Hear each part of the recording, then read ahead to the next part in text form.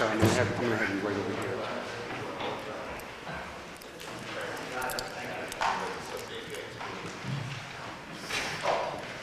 You want to move it up a little bit? You okay?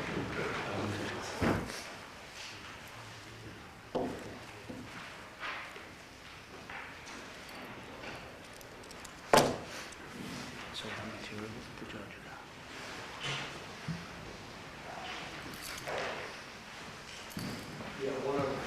Judge, you're very familiar with this case. We've been dealing with it for over a year now.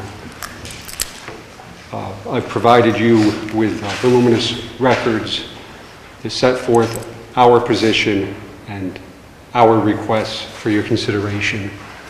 I too am confident that you would do the right thing and serve justice by rendering your sentence, Your Honor.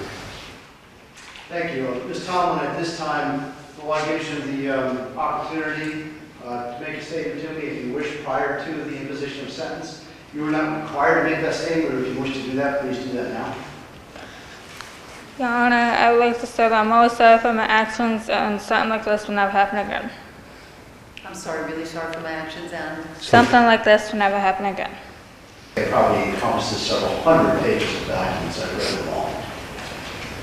I have to say that this is perhaps, if not the saddest, one of the saddest cases I've ever had.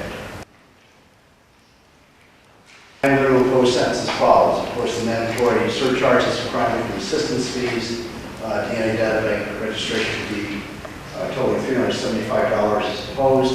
That will be collected through the Department of Corrections, parole, or probation, whichever has jurisdiction over Ms. Tomlin in the future. A period of incarceration is imposed of 5 years, with 5 years of post-release supervision.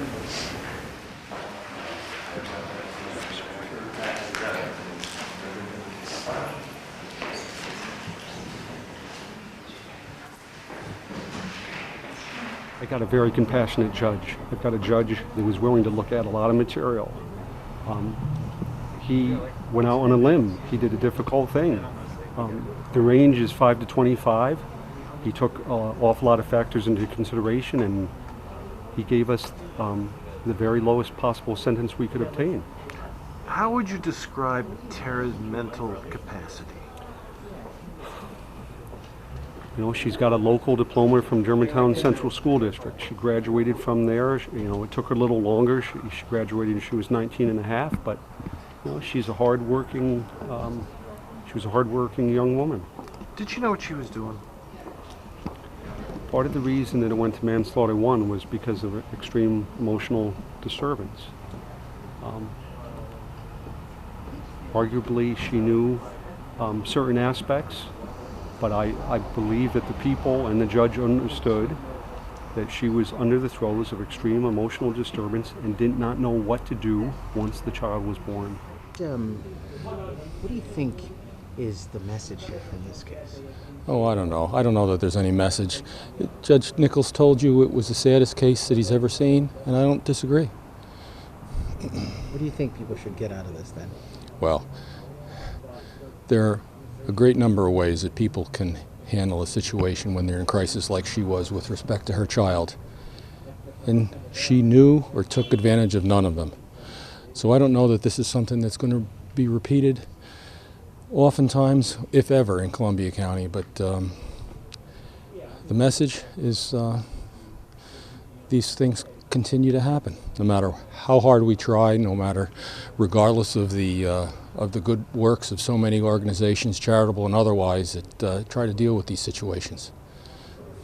It's a good time to reiterate the safe haven law. Exactly. You know, people, either they do not know or they forget about it, but this is a perfect example of that law that could have really come into play here. Yeah, without a doubt.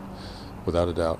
So not only could she have dropped that baby off at the safe haven place, such as the emergency room just up the road, there are other places. There's so many, millions of people that would have loved to have taken care of that child.